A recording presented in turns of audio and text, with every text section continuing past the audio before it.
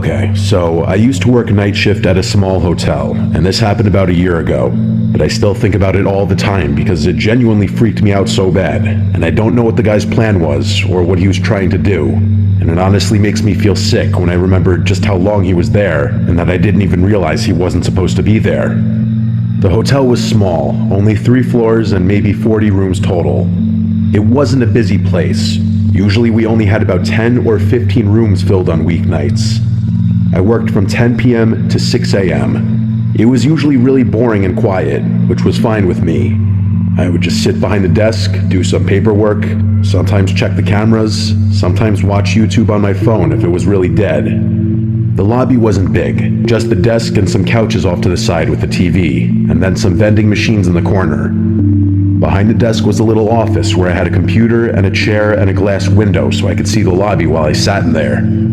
At night, the front doors locked automatically, so guests had to buzz in, and I would press a button to let them through. Usually nothing happened after midnight except the occasional guest coming in late.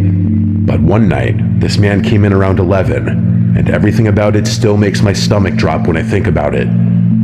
He buzzed the door and I let him in. He looked mid-40s, tall, kind of skinny, but not too skinny. He was wearing jeans and a baseball cap, carrying a backpack. He walked up to the desk and asked if we had a room for the night. I told him yes and gave him the price, and he nodded and pulled out a card. I swiped it, it went through, and I gave him the key card for room 214 on the 2nd floor. I remember he looked at me for a second too long before he left. He had this kind of blank expression, and his eyes stayed on me for maybe 3 or 4 seconds after I handed him the key. Then he turned and walked off toward the elevator. Nothing about it screamed dangerous right away, but it was enough to make me notice him. After that, I sat back in the chair and played on my phone for a while. Around midnight, I looked up and he was back in the lobby.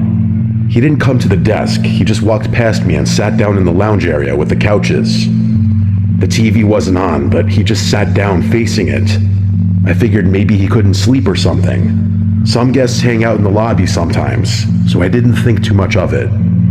But then after half an hour, I realized he was literally just sitting there doing nothing. He wasn't on his phone or reading. He wasn't even dozing off.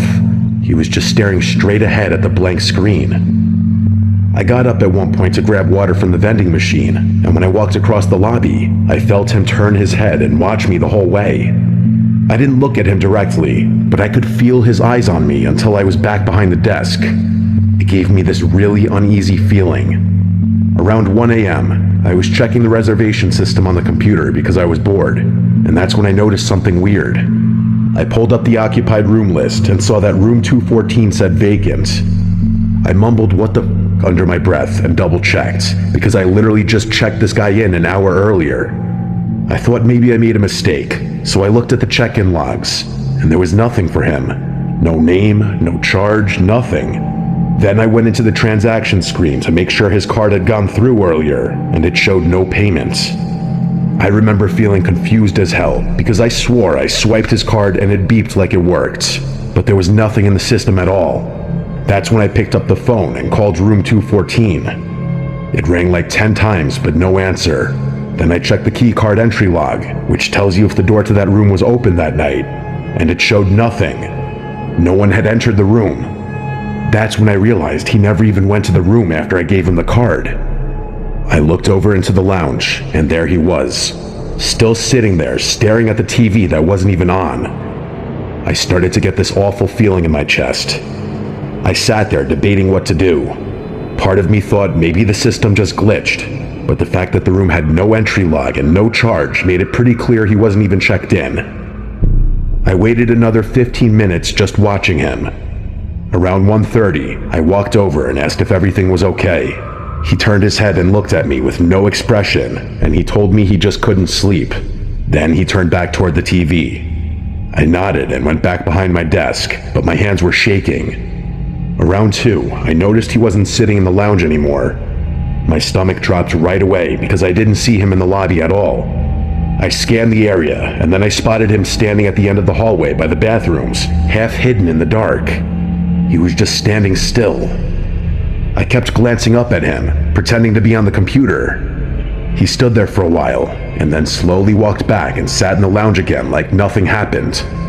I called my manager at home and explained what was going on. She sounded tired and told me to just keep an eye on him and call the police if he did anything threatening. I remember hanging up and thinking that it already felt threatening, but I didn't know what else to do. I checked the security cameras after that. I saw him on the first floor hallway camera. He walked all the way down the hall, stopped at the end, stood there for several minutes, then walked back. Later, he went into the stairwell and stayed in there for about 10 minutes. I don't know what he was doing in there. Every time I looked up from the computer, he was somewhere else, near the vending machines or by the elevators. Once just standing near the corner of the lobby where the light didn't hit well. He was always staring. By 3:30, I couldn't take it anymore, so I called the non-emergency police line and explained that there was a man in the hotel who I didn't think was a guest. They said they'd send someone. While I was waiting, I noticed he moved again, this time closer to the desk. He was standing maybe 15 feet away, just watching me. He didn't blink much, and he definitely didn't speak. He just stared like he had a staring problem. I pretended to type something on the computer, but I was so scared I could hardly breathe. At around 3:50, the buzzer went off, and I thought maybe it was the cops already, but it was just another guest coming back late. I let him in quickly, and the man turned his head and watched the guest walk past. I noticed his eyes follow him the whole way across the lobby. That scared me even more, because it was like he was studying him. A few minutes later, the man disappeared again. I checked the cameras and saw him standing outside one of the guest room doors on the first floor, like he was literally just standing there. So that's when I called actual 911. I told them he was outside a guest's room and I didn't know what he was trying to do. They said officers were on the way. I kept my eyes glued on the camera feed, and he just stood at the door for about 3 minutes, then slowly walked back to the lobby. When he came back, he walked right up to the desk this time and leaned over the counter. He looked at me and asked if there was any food. His voice was so low it was disturbing. I told him there were vending machines in the corner. He gave a small smile, then walked away. I just sat there staring at the clock, begging the cops to get there. Finally, around 4:10, 2 officers showed up. I let them in and pointed right at him. He was back in the lounge, sitting down. They walked over and talked to him for a few minutes. They asked for his ID and asked him questions I couldn't hear. Then they walked him out. One of the officers came back and explained that the guy wasn't a guest at all. The credit card he gave me was stolen, and he had no bags or reservation. He had just been pretending so he could get access to the building. They charged him with trespassing and the stolen card. After they left, I sat there shaking until my shift was over. Every time I looked at the cameras, I expected to see him again.